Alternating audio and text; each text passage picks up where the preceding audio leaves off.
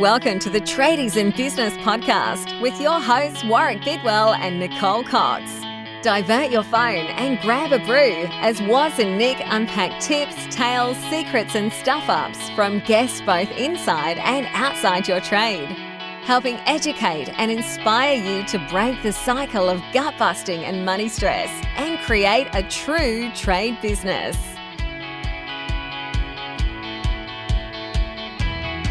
Good morning, Nicole Cox. Hello, Mr. Bidwell. How are you this morning? I'm very well, thanks, Mrs. Cox. How was your bushwalk yesterday? My bushwalk was typically wasn't Ames style, Ames being my darling wife, but it seems to be when we plan for these day trips, the weather does its thing, and it could be also because we live in Tasmania, Coxie.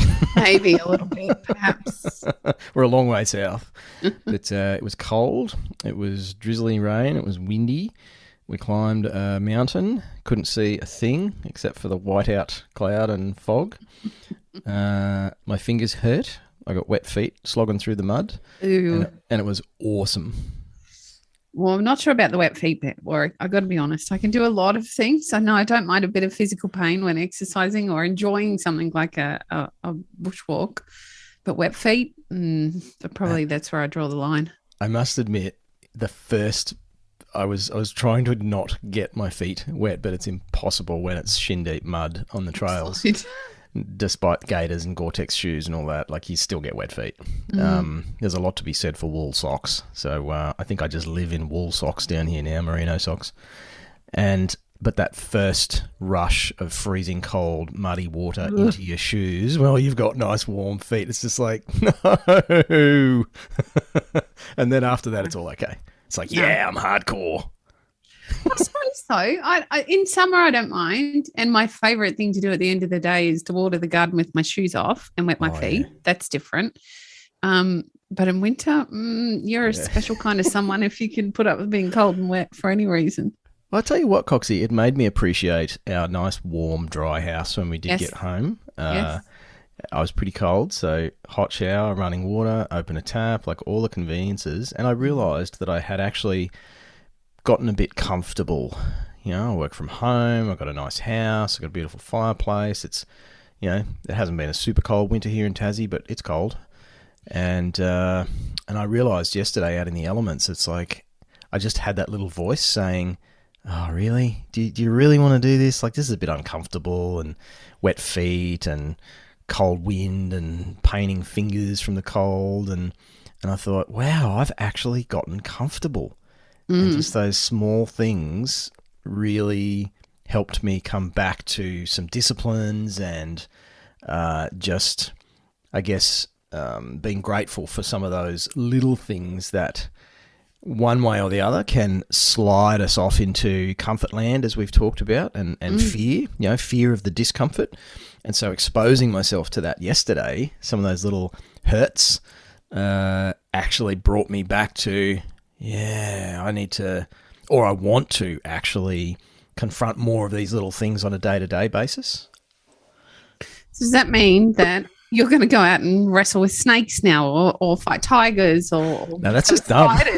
It's just stupid. I don't know. Maybe it's riding your mountain bike, or maybe it's lifting heavy shit, or maybe it's, I don't know, going without coffee for a week. Oh, I wouldn't be that hardcore. Funny how that one didn't hit the list of 15, isn't it? No, I have done that before, as you know, and I've done that experiment a few times, and the results are inconclusive, and I like you better with coffee. We're not going to repeat the experiment again.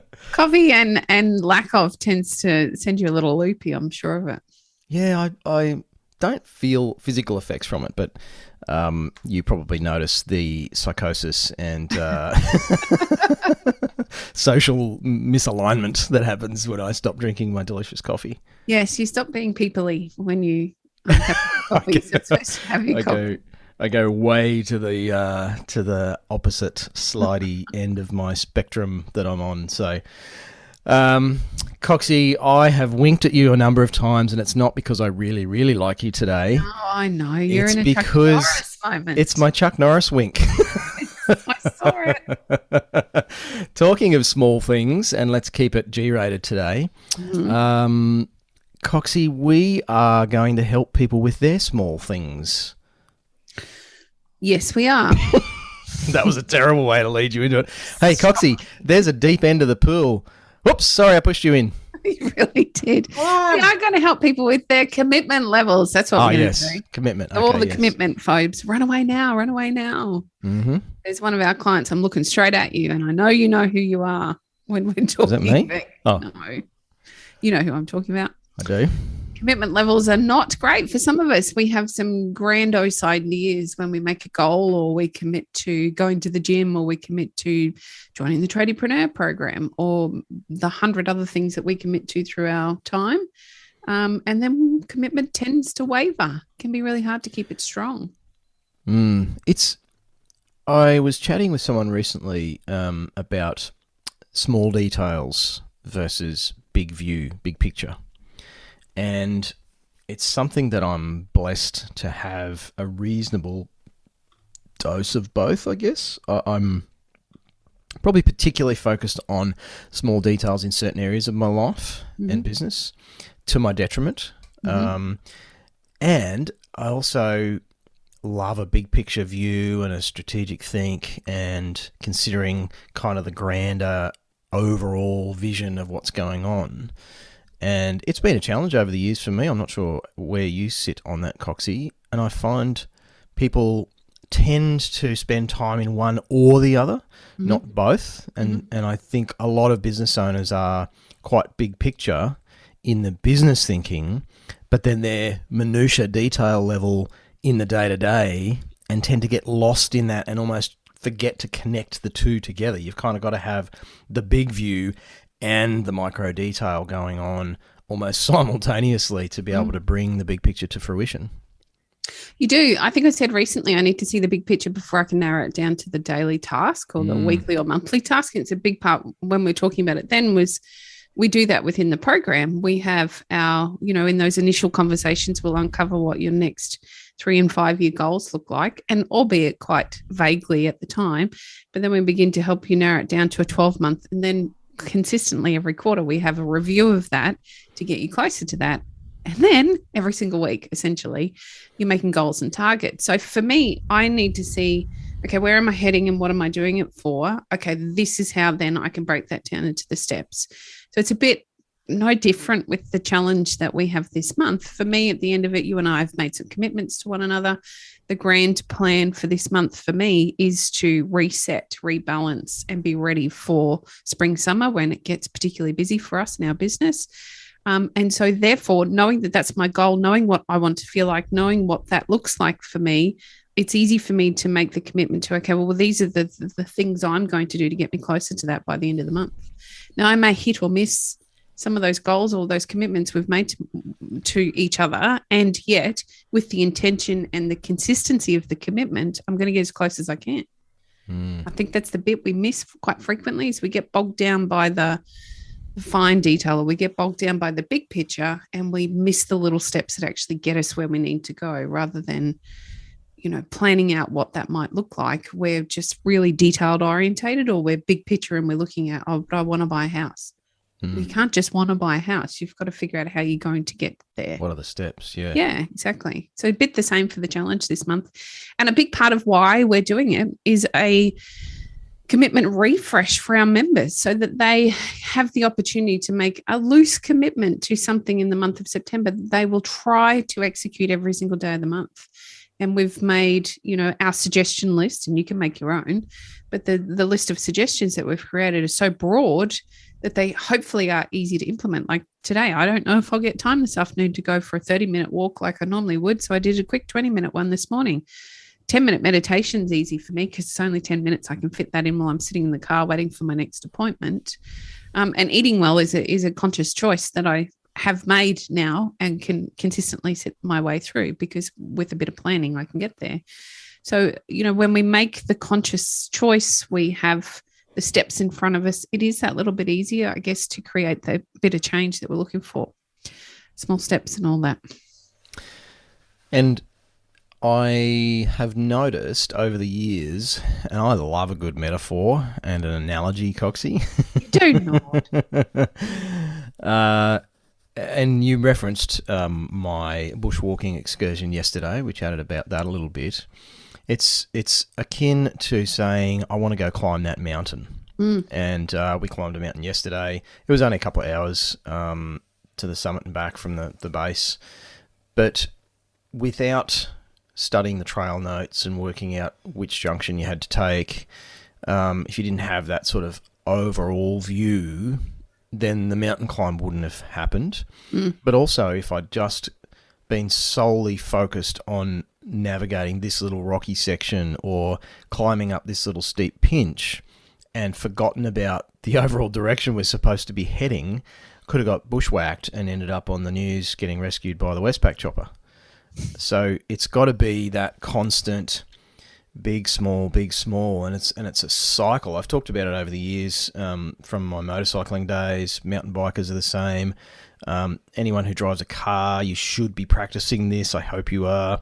Is rather than being fixated on the 2 meters in front of the vehicle, just to navigate this corner or that pothole, you're not going to see what's coming.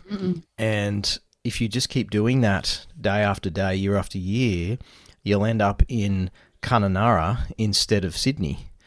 And it's like, how did we get here? And it's like, well, you weren't looking ahead and in front. And you've got to be doing that constant scan the horizon, focus in front, scan the horizon, focus in front.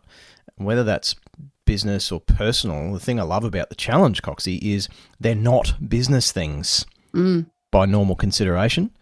People would look at that list and go, well, how the hell is this going to actually improve my business and my life? I think a lot of people would look at that list of suggestions that we've made, and as Coxie said, you can come up with your own. I think a lot of people would look at that and go, okay, well, this could improve my life, makes me a bit more grounded or healthy or something. And I think a lot of people dismiss that stuff.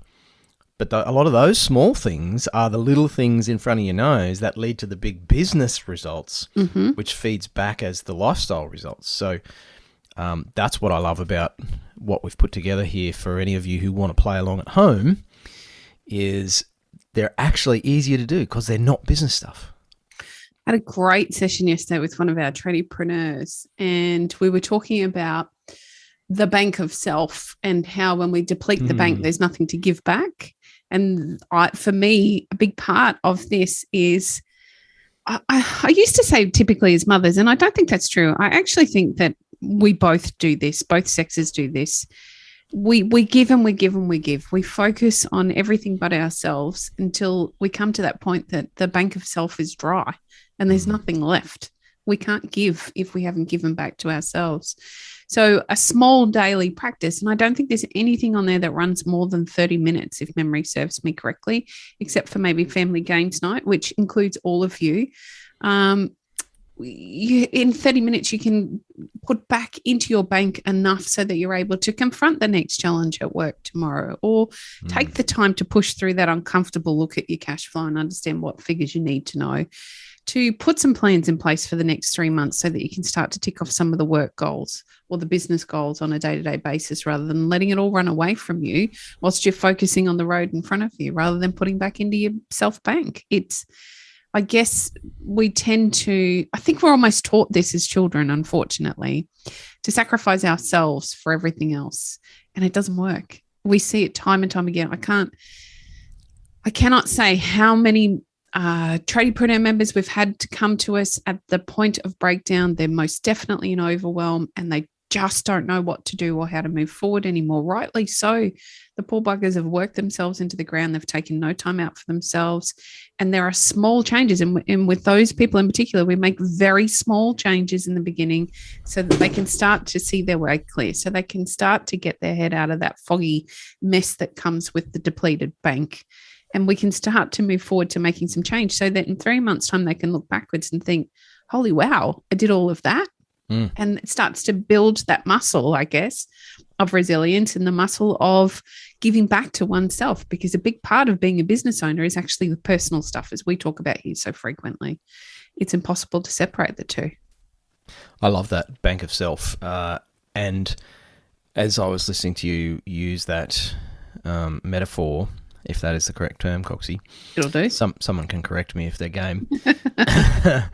Is that often we think of a bank account that the deposits come externally. They come from our employer or from our customers or from a government bonus or grant or something like that. But the fabulous thing about the bank of self is that there's this infinite resource in the universe. Whatever your belief system is, there's an infinite source of energy and creation. And we can actually draw down on that whenever we choose as an individual and stick some of it in our bank account. Mm-hmm. And it's as simple as doing that, getting a massage if it's COVID permitted, having a games night with family, practicing some gratitude, meditation, some of the things on our list of 15 plus one. We can create those ourselves. Yes. I don't have to wait for someone else to stick something in my bank account. In fact, that is a really surefire strategy for disappointment, resentment, and burnout, is waiting for something or someone external to me to make a deposit to my bank of self. Mm-hmm. So I like that I can actually go and do that and top up my account on my own. Mm. It's such a cool thing and so underutilized. So we, as we're banging on about, have created a challenge. It starts tomorrow, the 1st of September 2021. Oh, radio DJ here again. And it runs for 30 days. Fancy a 30-day challenge running for 30 days. I know, right? So we want you to get involved. We want to help you actually focus on the small things that lead to the big things and start to stick some more currency in your bank of self. The Bank of Warwick, that has a nice ring to it. The Bank of Was, that's probably even better. Start making some deposits to your own bank, and you can grab the list online. We'll put the link in the show notes for today and in the description on iTunes or Spotify or wherever you're listening to this fabulous episode. And you can also go to the website, tradiesinbusiness.com.au, and there's a really annoying pop-up, so that'll lead you to the gold on there as well. So try and escape if you will. We don't want you to leave without getting the value. There's a bunch of free stuff there just for you. And we'd love for you to share your journey or your practices or whatever, your progress on the socials, of course, not for us, partly for yourself, but also to encourage others. If you get on board with this, you obviously know it's a good idea and you're willing to give it a go. Encourage some other trade business owners, some other tradies in business to get involved, because this could really help some people who are doing it tough, particularly those of you who are stuck in extended lockdowns. There are some things on this list that will be a great support to you and your family as well. They are not things that Coxie and I have just pulled out of our coit. They're scientifically backed, because science these days, it's so reliable, isn't it, Coxie? We want to go down that conversation? Nope. Not while we're recording. So we'll make it a list of 17 then. So yeah, get on board, hit the website, hit our socials. You'll find the hashtag TIB30 challenge information everywhere. Good retailers sell our wares. Are we going to try on some steak knives or what? We could do a personalised TIB30 challenge plan. We could. No, that sounds... For one low price of nothing. Get involved, gang. We'd love to help you out. Please hit up the website. Use the hashtag so we can see you. We want to reshare your business. Yeah. We want to share a bunch of business owners doing good stuff for themselves. So please use the hashtag. Tag us in it so we can find you. We're looking forward to seeing you over on the socials. And if you take a sneaky look today, Warwick and I have already both started. You'll find a bunch of information on our Insta stories. It literally is. It is. Thanks for listening. Hooray. You've been listening to the Tradies in Business podcast with Warwick Bidwell and Nicole Cox. Find out more about today's guest, tools for your trade business, and other cool stuff at tradiesinbusiness.com.au.